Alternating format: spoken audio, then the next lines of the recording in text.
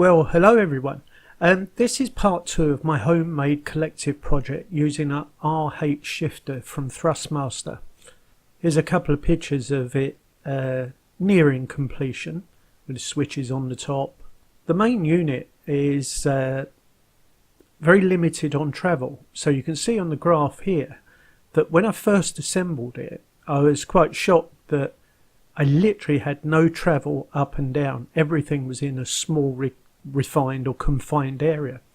So I took the shifter plate off and extended it by about 1/2 inch, and because it's a Hall effect sensor, I just assumed that it would actually give me the extra travel I required. So I reassembled the whole thing very roughly here, and I've certainly got a good amount of travel on the stick, but when I put it back into the program, I had exactly the same amount of movement, and it's over a very refined area.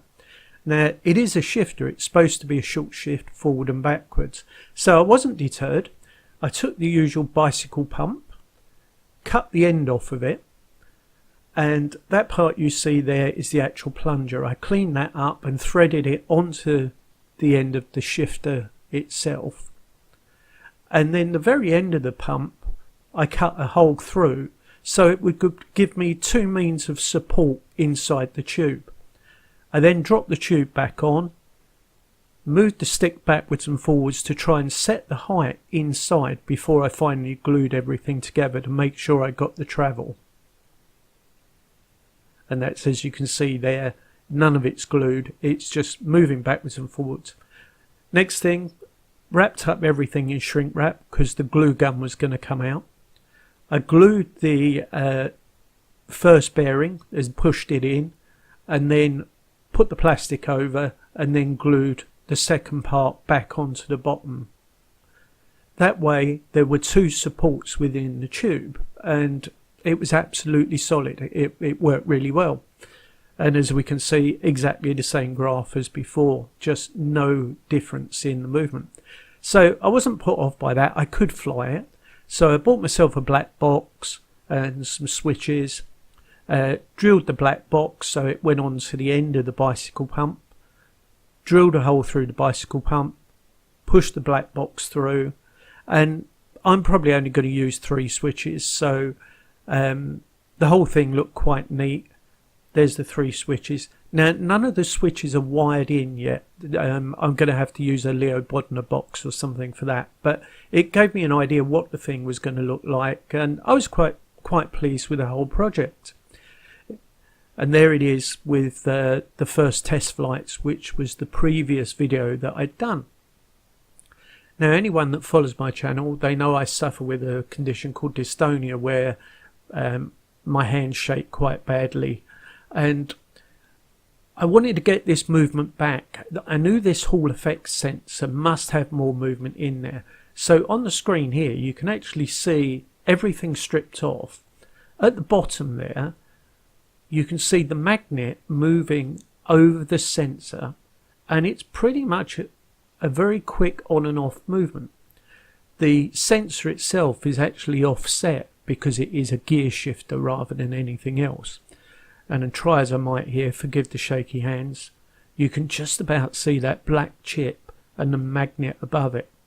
Then as you first move, nothing happens, and then it will gradually come on and then run out of travel with about 1/2 inch to go. So I'm wasting 1/2 inch of travel at the end of the stick.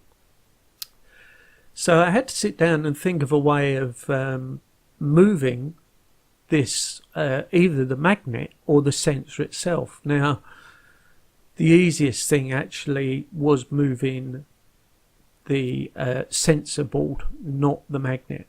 Again, here you can just see I've moved back about 1/2 inch before it actually starts to move. So a lot of wasted travel. I was absolutely sure that I could think of a way of doing this. So I gave it some thought, and my idea was that I would take the sensor off the bottom, it's held on by 4 screws, and move it around while moving the joystick to find the top position that I can achieve and see where it would settle out in the bottom position. So I've taken the sensor board off here, and there was a small connector wire that attached to the frame. Now I actually snapped that off because of my shaky hands, and luckily enough it didn't affect anything on the shifter itself. But you can see here the movement of the magnet backwards and forwards.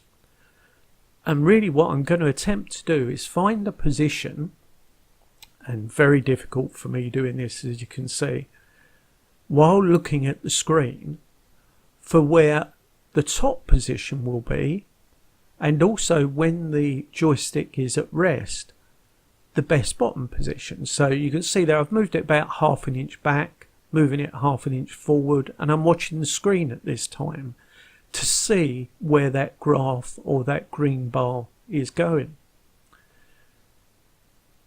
So the other thing I thought of was that by moving the magnet further away from the sensor, I might be able to get some more resolution, because it was very close and it was very on off all the time. So I put back the 4 screws that I'd taken out, and I was hoping that just those 4 screws, that extra height that it gained, would be enough to give me a bit more resolution, but it ended up that wasn't the case. But I gave it a quick try here, and you can see sometimes what trouble I have doing even basic metal work, so do bear with me. And then of course you drop everything on the floor, and then I have to start again. But eventually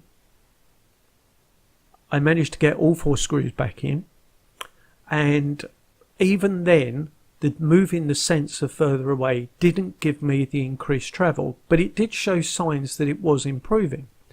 So the next thing I did, I took 4 pieces of plastic and hot glued gun them, as I always do, because I don't have any other workshop tools at all, and then found the best position and glued the sensor to the top of that. Of course, what then happened was, when I reassembled everything, it wouldn't go through the hole in the bottom of the RH shifter.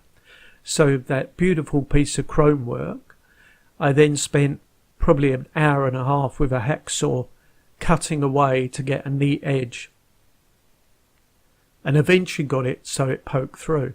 Now the final thing here is I've put one of these monitor brackets up, because when I'm flying and I do get the shakes, I thought if I could rest my elbow on something, I'd be able to get better collective control, and I do think that will work. The problem, as you can see here, is that the bracket is too far back. I've got to move it forward. I'm not getting enough travel. And I've also installed at the bottom the damper from my previous collective project. So here you can see the final finished effort. I'm still left with about 1/4 of an inch or more at the top where there is no travel, but it has improved the total resolution up and down. Speaking to other people, no one's actually seems to be very sure how far a collective stick should move, and for me, because of the problem I have, too much movement might cause a problem. And so at the end of the day, I did improve what I had. It's a little bit more refined. I've got a little bit more movement. As to if it's worth ruining a RH shifter to do it, I'll leave that to you. Mechanically, it feels quite nice, but I think I'm going to go the Leo Bodner route. In the last few days, I've seen some projects online that have inspired me to go a little bit further, but obviously, as you've seen, I have enough trouble with a screwdriver and a heat gun, so I'm going to have to get some assistance in. But as always, I really appreciate everyone for taking the time to watch the video, and have a great week.